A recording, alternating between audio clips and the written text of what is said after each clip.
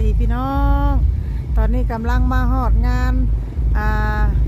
คอนเสิร์ตน้องธิดาลาวพี่น้องไอ้เนาะผู้พ่ายแสงสีตรงหน้าเลย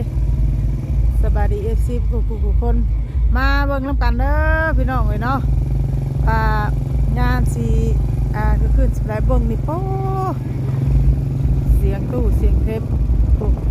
พ่ายแสงสีพี่น้องไอ้เนาะมาเบิ่งน้องธิดาลาวน้ำกันพี่น้องเพิ่นว่าคอนเสิร์ตครั้งยิ่งใหญ่ว่าซั่น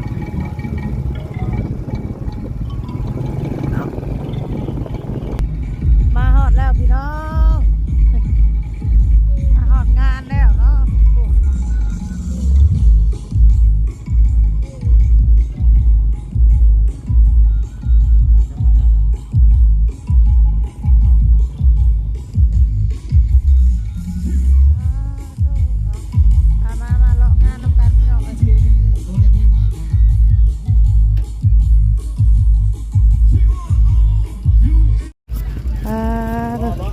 พี่น้องเนาะ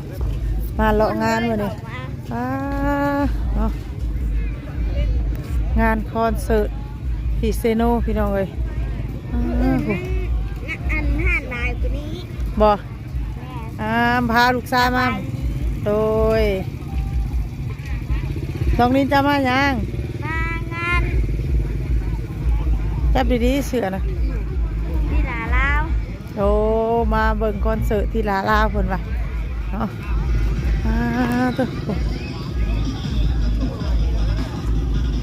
เลาะงานก่อนพี่น้องเนาะเพิ่นท่านได้เปิดคนกำลังลังเข้ามาเพิ่นท่านได้เปิดอันงานเลาะมาเบิ่งข้างนอกเป็นจังไดน้องนินโอ้มีเบิดทุกอย่างคนกำลังลังมาลัง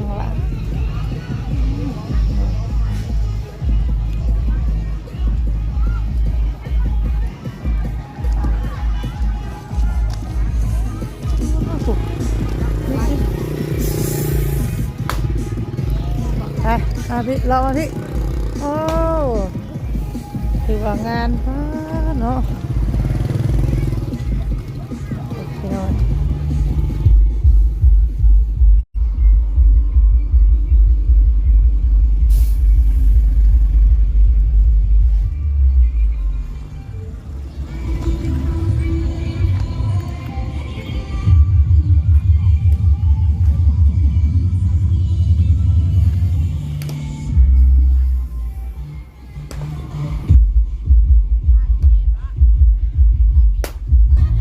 พี่น้องเนาะคอนเสิร์ตทางยิ่งใหญ่ต้องมาพี่น้องเนาะมาเบิ่งคอนเสิร์ตอยู่ทางเซโนเด้อวันนี้เป็นจัดงานครั้งยิ่งใหญ่คนค้าขายค้าเศร้าขายกะหลายเนาะ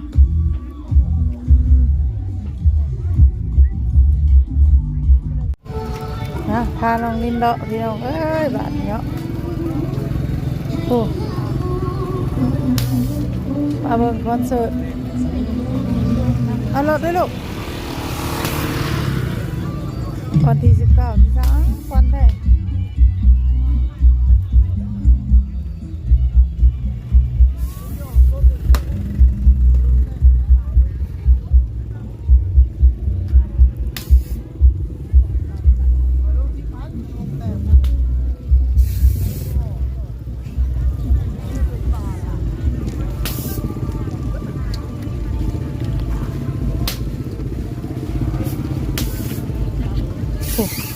เงิน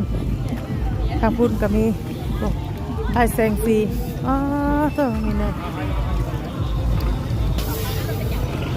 ยังอันนี้เพิ่นเบิ่งยังอันนี้ไปนี่เพิ่นหุ่มยังอันนี้นะ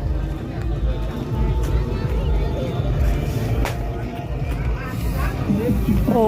ผู้โชคดีมีรางวัล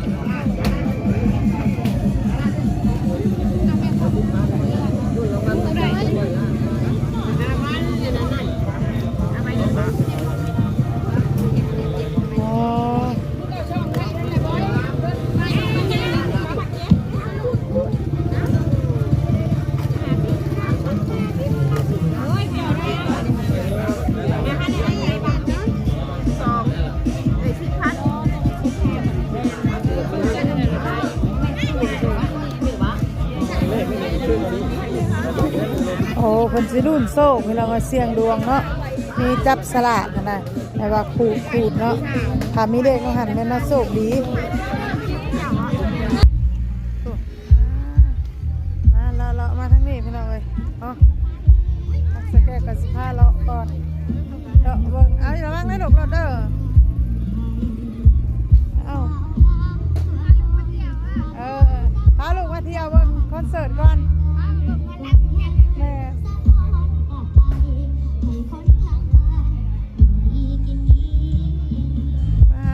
เนาะ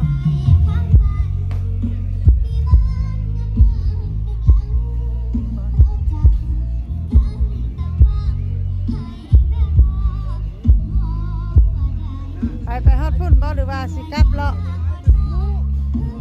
บ่ไปมารอพี่ซะ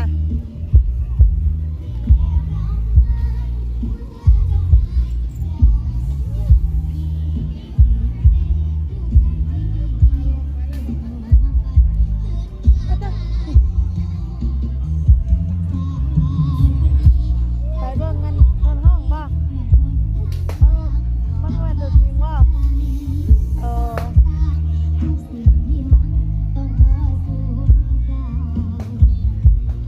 ไปเบิ่งใกล้ๆปะ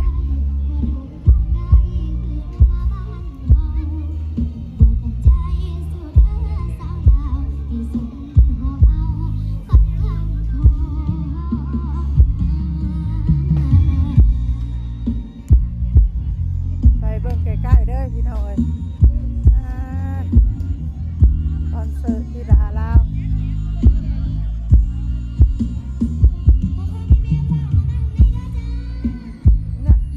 ตัวจริงนี่นะน้องนินว่าบ่แม่นตัวจริงโอ้ที่ดาลาเปิดตัวแล้วได้บาทนี่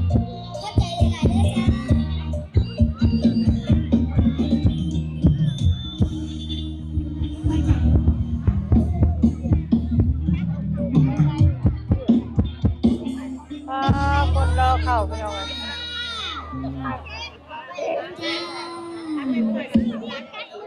ขอบคุณทุกกำลังใจนะจ๊ะคนก็มันหลายอยู่นอกแท้นี่คุณได้บอกจะเราเข้ามาสตูนนะคะสิพากันตื่นนะทุกคนเลยค่ะเดี๋ยวน้องธิดาเราสิซอยฟังเลย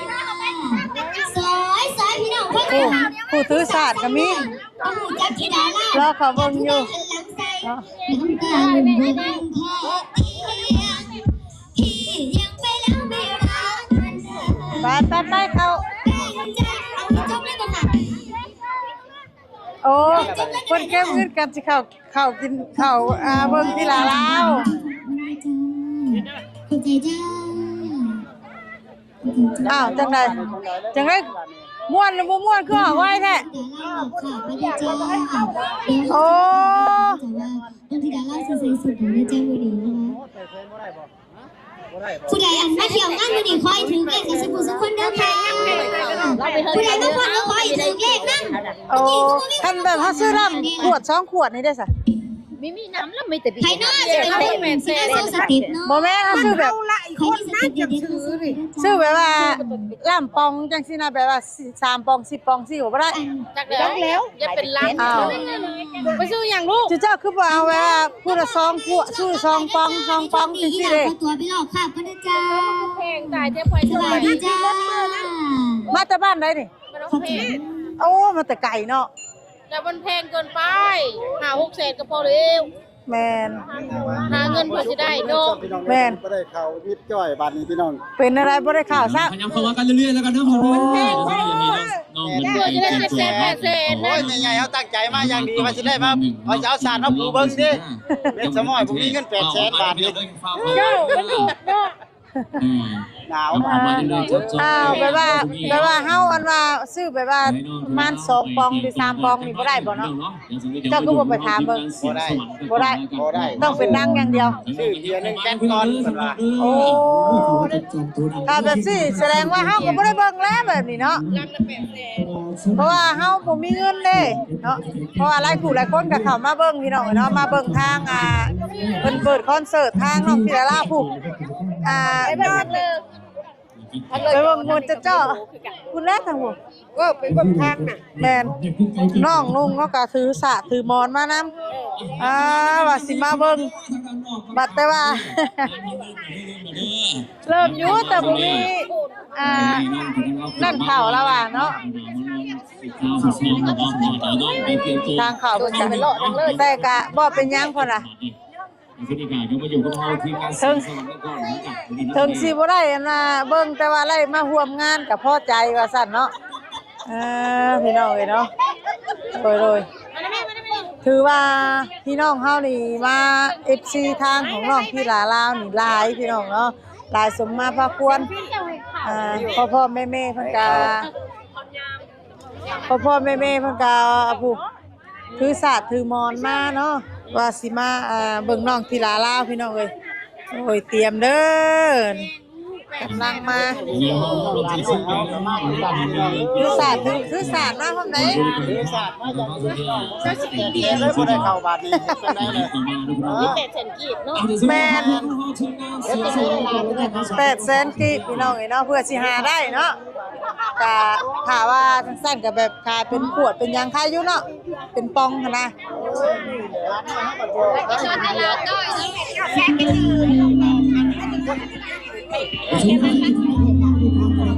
แต่ว่าพ่อแม่พี่น้องเฮาทางกันว่าชาวบ้านแบบว่าหมู่บ้านชนบทแน่นะพี่น้องเอ้ยเนาะแต่ว่าอยากมาเห็นทางน้องธิดาลาวก็เลยพากันพาลูกพาหลานมาเบิ่ง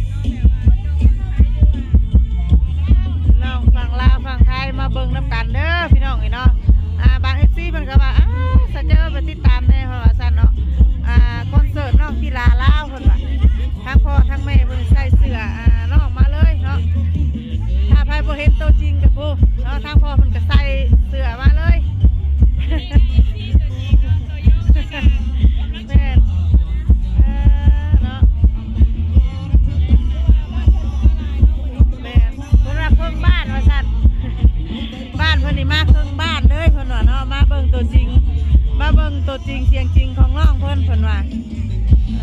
เนาะตอนนี้น้องเพิ่นกำลังแต่งตัวอยู่พี่น้องเอ้ยเนาะรอรุ่นกันรอเขาเบิ่งถูกบ้านเพิ่นกำลังมาคือซีเมนบ้านเพิ่นว่าได้นี่เนาะ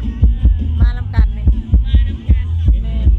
มาส่งเพลงใจเสียนแต่ว่าบ่เห็นน้องที่ไหนนะเพราะว่าเขาต้องได้เข้าไปในเนาะจังได้เห็นแม่นรอรุ่นกันค่ะพี่น้องเอ้ยเนาะรอเบิ่งน้ำกันจักเด้อเฮียแล้วบาดนี้โอ้โหคนกำลังลังมาพี่น้องเอ้ยเนาะทยอยมาโอ้กันอยู่เอ้าพักกันบ่เข้าว่าวันนี้ยังบ่เข้าว่าเขาเสียเลยนะห้านด้วยได้วันนี้เนาะ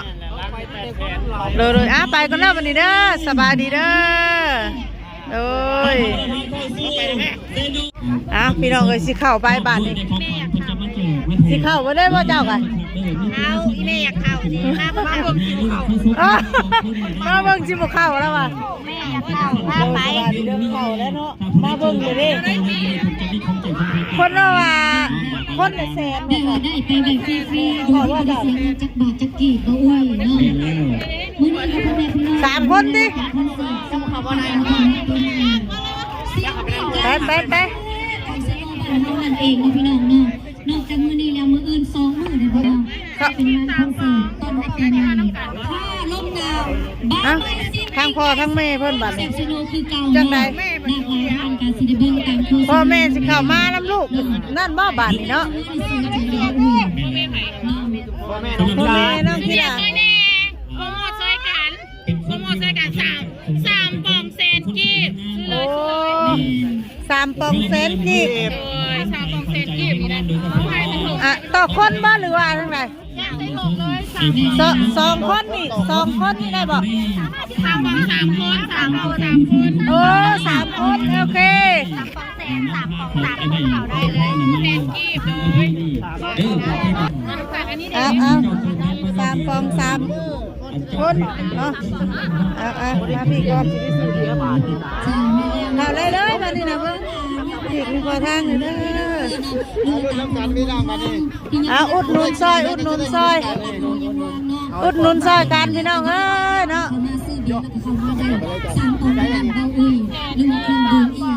ข่าวแล้วไปสมุกไป3ปองแสนนึงเขาได้2คนเนาะเขามาเลย3คนฟรีเขามาเกินกว่าหันไปได้บ่ได้ว่าหยังดอกบ่ถ่ายคอนเทนต์เราถ่ายมาเอาน้องนำเด้อเขาค่อย3ทั้งลูกกับเขาแล้วบ่ลูกชายเขาก็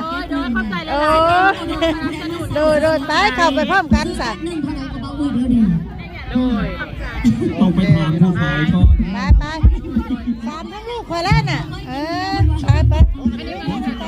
ไปโดย3คนเวทีนี่เพิ่งซื้อให้กินบ่มีวิธีเพิ่นแจกฟรีเฮาได้กินอยู่แล้วหลังเวทีเนาะเข้ามาแล้วพี่น้องเอ้ยบัดนี้เนาะมาพี่น้องนั่งทั้งหลายเด้อบาดที่มักม่วนพุ่นดอกเห็นบ่กะแม่นมื้อนี้เฮาบ่ได้นั่งทั้งหลายวันนี้เนาะมากับแม่น้องธิดาลาวพี่น้องเอ้ยแล้วก็หามื้อเนาะฉะนั้นสิบ่ได้เห็นนักร้องขอสิถามแนวนึงอันระหว่างฟังว่าวกับฟังเสียงอยากฟังหยังพี่น้องเจ้าก็บอกเพิ่นแหละเด้เพิ่นบ่อยากฟังโคโซกแต่ว่าบ่ม่วนเพิ่นว่าพี่น้องเอ้ยอันโคโซกก็เป็นนักร้องคือกันแต่มื้อนี้มารับหน้าที่เป็นโคโซกอันเมื่อยห้องเมื่อยขอเพลงข่อยกับบ่ห้องได้มื้อนี้ข่อยเป็นโคโซกแม่นอันนี้เคยเห็นบ่น้องสาวเล่นนี่สิริพรนี่สาวเล่าไต้เสิร์ชเข้าไปเบิ่งเด้ออยู่ YouTube น้ำตาสาวเล่าไต้แบบนี้ก็คุ้มค่าอยู่โฆษณามื้อนี้เพิ่นว่าเป็นโคโซกห้องบ่ให้ห้องมื้อนี้มื้อใดจะมาห้องแม่แล้วเนาะหลากหลายท่านก็อาจสิพบปะในหลายๆเวทีที่เฮามีห้องเพลงมักบ่เพิ่นก็บ่ผู้สาวนี่น่ะคันมักแล้วเอาติ๊บมาไว้ท่าเด้อท่านหน้าเวทีเด้อเดี๋ยวตัวเราบอกว่าขอเงินใน2,000เจ้าให้เราจะจับมือคนก็สิหัวซักคือบ่ไปนั่งใกล้พวกท่านหน้าเวทีพวกจังเห็นพิธีกรโคโซกออกไปบ่ได้อยู่จังใกล้เนาะพิธีกรคาลัมบ่ได้ท่านบ่เนาะเอาพ่อแม่พี่น้องเพื่อบ่เป็นการซักซ่าเสียเวลาเฮาสิได้พ่อแม่พี่น้องมาพบปะกับกันความบันเทิงต่อไปเนาะประมาณ10 โมงค่ะเด้อพี่น้องเด้อ10 โมงเขาจะพบพ่อกับนักร้องนักศิลปินแต่เขาจะให้พบพ่อนักร้องนักศิลปิน ทีมงานเสียงสวรรค์ของเขาก่อนนี่กระโบเป็นธรรมดาดิอันนี้กระดักห้องนักศิลปินที่มีชื่อเสียงคือกันเนาะ ยุทธท่ายเด้อถ้าผู้ใดเมื่อก่อนเสียใจอีลีเด้ขอเสียงตบมือดังๆต้อนรับเสียงสวรรค์เฮาแน่ นั่งแล้วไปเอาเด้อของฟรีฮะเด้อ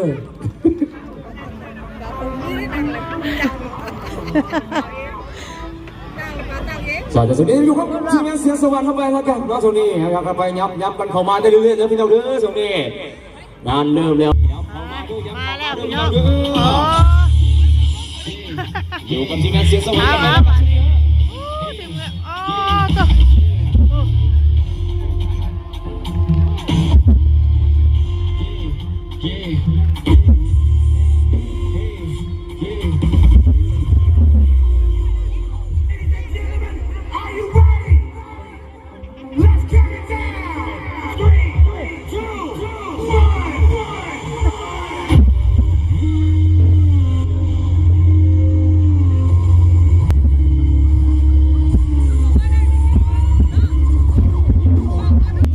ออกมาสถานตรงนี้หนูว่าซื้อของกินพี่น้องไงเนาะ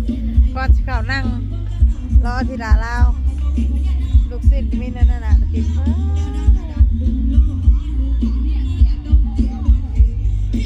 ค่ากันสาวง